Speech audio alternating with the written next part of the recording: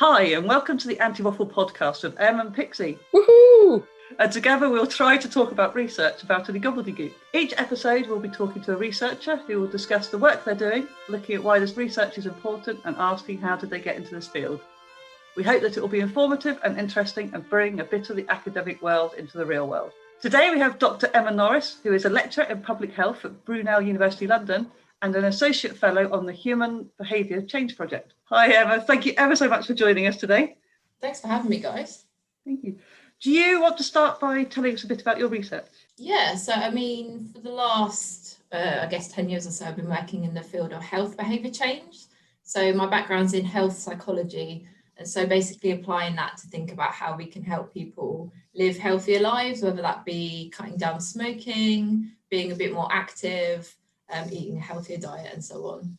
And so for the last 3.5 years or so, I've worked on a project called the Human Behaviour Change Project at University College London, which is basically looking to make sense of all the messy data that we have about health behaviour change and try and make sense of it using artificial intelligence. I've been working on that for a while now. It's a really interesting project. And also I also do work on physical activity interventions as well. So helping primarily school children be more active in schools. Caveat, most of that work was done pre-COVID. So we're living in a very different world now. But yeah, so primarily health behaviour change research is what I do. Excellent. So with the AI bit, I'm always very, very fascinated about AI. That's the only thing my partner and I have argued about. He's a computer programmer and he's all for AI, artificial intelligence, and that's his plan for when he retires, to actually build a robot. So that's the plan. But yes, but my concern is, of course, that they're going to take over the world, and because of and use common sense that yes, human beings are the ones ruining the world, so let's kill them all off. And so with the artificial intelligence bit, how is that interacting with the research you're doing? Can you explain that a bit more? Yeah, definitely. It's quite a complicated project. So it's led by University College London. So Professor Susan Mickey, who's a health psychologist, collaborating with IBM Research, who do a lot of obviously AI work with things like IBM Watson, like you might have heard of before. And so basically the project is focusing only on published papers, so published scientific literature, intervention studies, so looking at comparing a group of people that might have had a smoking intervention, perhaps something like a mindfulness intervention, for example, and comparing that to a group that hasn't received an intervention. And we're only using published papers to basically extract what's really important in these papers and what's crucial for behaviour change. And that information, which is kind of extracted by humans like me. So I spent quite a few of those last 3 years going through papers and identifying what are the kind of key features of a given intervention, who might be taking part in that study. We extract that as humans, and then the system is trained to learn and recognise what these things are, and also to kind of collectively give a recommendation of what might work for someone, given all the evidence that it's trained on over years now.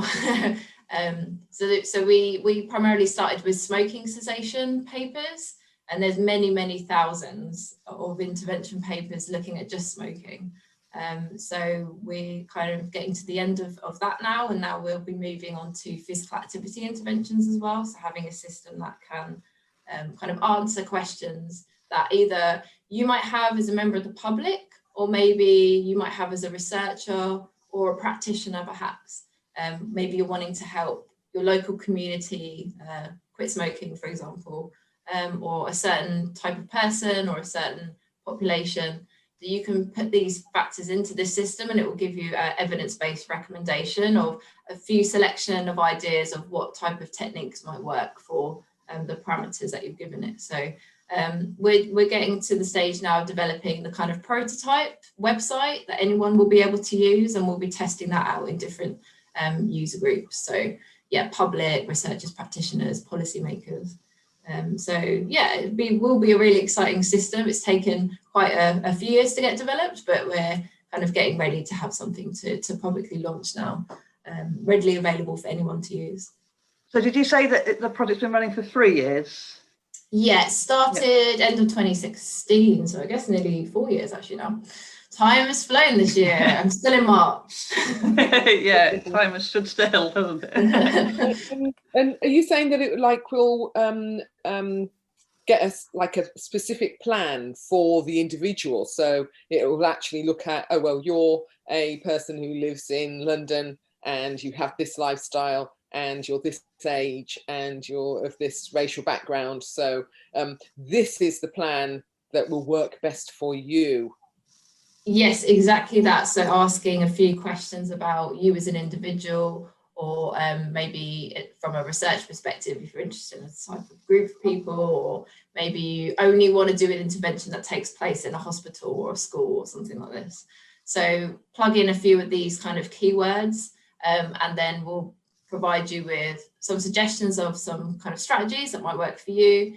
And also importantly as well, why we're making those suggestions. So you'll be able to, if you're interested, get a sense of what papers and what studies were included, how many and stuff. So, you know, you can get more of a sense of, it's not a black box so much, because that's a term that's commonly used to describe AI. So it's a black box. You don't really know what's going on. You just press a button and something happens and you don't know why. So we're very keen to be able to show that pathway of, you know, these studies were included if you're interested in that. Break it down. So basically you're doing gathering all that background information, all the different, well, all the research that's been happening to different areas, putting it in so that it's behind this website so that then it can use that information to advise people. And Yes, that's what's happening. So yeah. And, exactly, and like you say, that people can then look back further to see where that information came from. Yeah. Oh, that's really good. And when are you looking to launch the website? What's the sort of it should be, I'm hoping by mid next year, mid 2021 it should be, if not earlier. Yeah. Wow. And how will people, and so it's a website, but how will you get people to know about it? Is it something you're going to run through GP surgeries and they pass information on, or is it just something people can look for? Yeah, this is a really, really good question. I think like kind of sharing the details on it is really crucial. And I think it's working a lot with kind of local authority groups and how they think it might be best promoted for them. So some I know are already more considering it as maybe more useful for their staff, maybe than for the public in the first instance. So maybe getting kind of GPs and other practitioners to use it in the first instance to see how, you know, in a consultation, if a member of the public is struggling with quitting smoking, for example, and they want some support with that, then the GP could maybe kind of get some suggestions based on this system as part of the consultation. But yeah, so we're definitely thinking about it in terms of different user groups. So yes, members of the public or patients, but also members of kind of practitioners or policymakers, as well as researchers, because this kind of stemmed originally from kind of frustration in research for behaviour change, that the literature is so messy and we can't make sense of it. So we definitely want to make sure that it kind of has the kind of applied public health usage, but also as well that we can use it for research and to find out where the gaps in the evidence are and how we can improve that. So it's got quite a few uses. And so the system will kind of have, be able to be kind of tweaked depending on what your interests are and what information that you need. Because it's always like a research database as well then, isn't it? You can, like you say, see what's missing and all the research that's taken place. Yeah, you can definitely make recommendations in terms of, you know, person level, what might work for them, but also make recommendations as to what we don't know as well, and where research might be best focused in the future. And that might help in terms of, you know, research grant applications and where the funding might best be allocated perhaps as well. So I know, like, so the AI side is going with the picking it up from the research papers, or well, the human is picking it up from the research paper and feeding it into the AI. Once the app's up and or the website's up and running, I'm assuming it will go to an app. But then will you be sort of like then taking back the information of people who have used the website and whether it's actually worked for them, and so then develop the suggestions and programs, like fine tune it that way as well? Yeah, I think that's a really good point, and definitely something that we've thought somewhat about, and we're starting to think about that in the user testing that we're doing as well, because it's no good the system making a recommendation and then you having no idea if it was helpful or if someone used it. So I think that will be done as part of the system, and so whether whoever's using it, was it useful to you, as you've probably seen if you've done one of these similar types of kind of query websites that you might have used in other places before. And also running alongside that a project that's kind of specifically looking at how to increase uptake of the website and increase its usefulness as well. So I think it's something that will continue to be definitely developed. When the website's launched, it will kind of be iterative kind of changes as we go along to make it better. So yeah. As far as I say, when it does go live, you'll have to, if it's allowed to, send us the link, and then we can oh yeah, definitely, put it out there for you. Wanting lots of feedback to help make it even better. We'll have to do the research ourselves and think what do we need to change. I'm not giving up chocolate, it's not going to happen. So, and did you say that, I know you said you started with smoking, so when the website launches, will it just be smoking still, or have you moved it on to other areas? We think in the first instance it probably will just be smoking, just because that's where we spent a lot of time building the evidence and building the kind of algorithms that underlie the website. But we are already moving on to physical activity, so we hope that fairly soon we'll be able to have a similar system for that as well. Basically, the first behaviour was always going to be the hardest, just because you have to learn so much and get the system up and running and work out, how to get the data out of the papers and all this stuff. So, and that's definitely been the hardest bit. But the goal is to move on to other behaviours as well, and with other collaborations as people kind of become interested in the project. We can always also think about expanding it to kind of non-health behaviours as well. So maybe we could think of, how to help people save money a bit better, or maybe environmental behaviours, recycling and things like this. Like the core principles that underlie the system can be translated in lots of different ways. It's just about knowing the evidence base that's specific to that kind of topic. So yeah, it's really exciting opportunities for the project as well. So smoking is our use case, but it's definitely very open for kind of more extensions in lots of different ways as we go forward. Oh, it's very exciting. I was going to say, it could be amazing, because it could be like a one-stop lifestyle, living sort of website, in the future, answer all the questions about how to be the best you can. It sounds really good. I think like one thing to add is, so obviously at the moment we're focused on scientific papers, right, as a starting point, but we often get asked kind of, well, what about loads of other types of data? Like lots of us have apps that are helping us monitor our fitness, or you've got a Fitbit on, or any of these types of things for monitoring that you might be doing yourself. Like, could that be added into the system? And it's like, that's really interesting to me, and definitely something that we'd think about in the future as well. How we can kind of incorporate all different sources of information, and perhaps at more an individual level, so we get lots more monitoring of one person over time very regularly, rather than studies that we're looking at now that are following lots of different people maybe once or twice over like 6 months or something like that. So yeah, that would be really interesting, kind of different type of data that we could try and incorporate into the system in the future as well. Yeah. So, and with researchers, people who are actually publishing papers, do you think that they, that sometime in the future you will sort of like become a platform, that the website will become a platform for people to actually, so you don't have to go out searching for the data, but the data will come to you, that the people will bring the researchers will bring their publications to you to say, oh, please include this in the mix? Yeah, I think definitely we're hoping so. So the system has basically got the potential to automatically find any relevant paper that's published already. So that's kind of nailed down now. So we don't necessarily need people to come to us, because the system's ticking away finding these papers anyway. So that's really cool. And so obviously, again, we're starting with smoking for now, but we can extend that in different ways as well. But yeah, it's definitely, with all of this, it's kind of the pilot phase at the moment, getting something that's working and improving on that. and definitely the case that we want to collaborate as much as possible to think of different ways that we could apply it. With people that have their own areas of expertise, and we can kind of pull that in, and our expertise can then be how do we kind of improve this system that we spent this time developing. Brilliant. And very exciting. So how did you get into this area of research? How did you where did you start from?